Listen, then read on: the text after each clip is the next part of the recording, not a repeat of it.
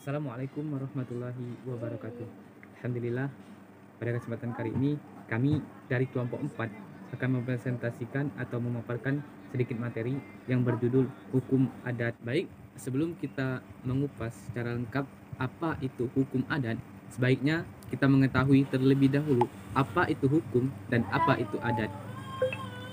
Hukum adalah peraturan yang berupa norma yang dibuat untuk mengatur tingkah laku manusia, menjaga ketertiban, keadilan, dan menjaga supaya tidak terjadi kekacauan. Sekarang kita masuk kepada pengertian apa yang dimaksud dengan adat. Adat adalah tradisi atau kebiasaan majis bagi penduduk yang mempunyai atau memiliki nilai norma dan budaya dalam aturan yang saling berkaitan, kemudian menjadi suatu sistem aturan tradisional. Itu yang dinamakan adat. Dari pengertian apa itu hukum dan apa itu adat, sekarang kita beralih pada hukum adat.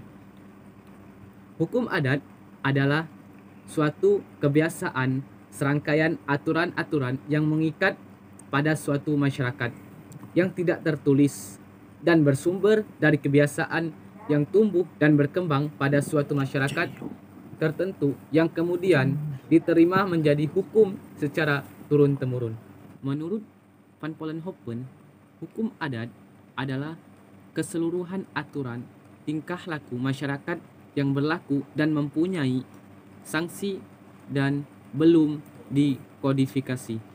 Yang uniknya yaitu hukum adat ini diatur atau diakui oleh Undang-Undang Dasar yang mana tertulis dalam pasal 188 ayat 2 Undang-Undang Dasar 1945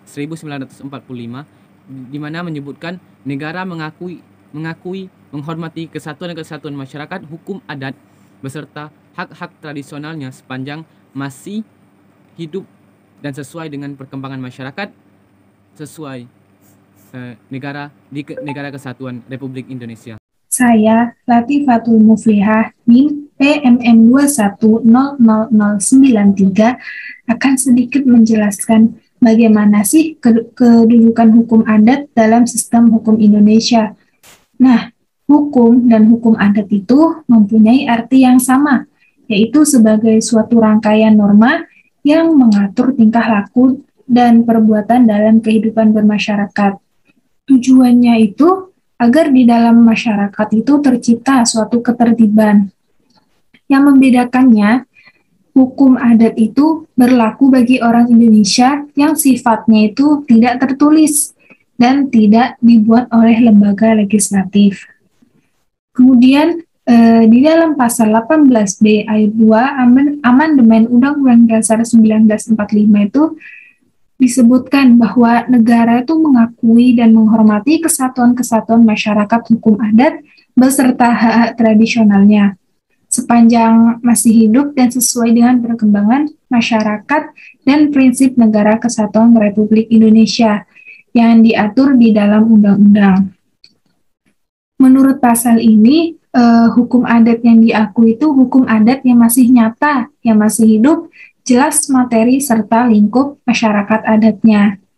Dari pasal tersebut dapat dipahami bahwa Undang-Undang Dasar 1945 itu lebih mengutamakan hukum yang tertulis daripada yang tidak tertulis.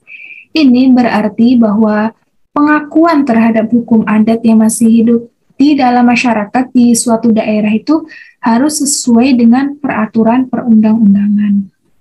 Part ketiga yaitu mengenai wilayah persebaran masyarakat Melayu. Pembagian bangsa Melayu di Indonesia dibedakan menjadi 3 subbangsa, yaitu yang pertama adalah bangsa Proto-Melayu atau yang disebut dengan Melayu Tua, yang kedua adalah bangsa Deutero-Melayu atau yang disebut dengan Melayu Muda, yang ketiga ada bangsa Primitif. Bangsa Proto-Melayu atau yang disebut juga dengan Melayu Tua masuk ke Nusantara melalui 2 jalur. Yang pertama, jalur barat melalui Malaysia ke Sumatera.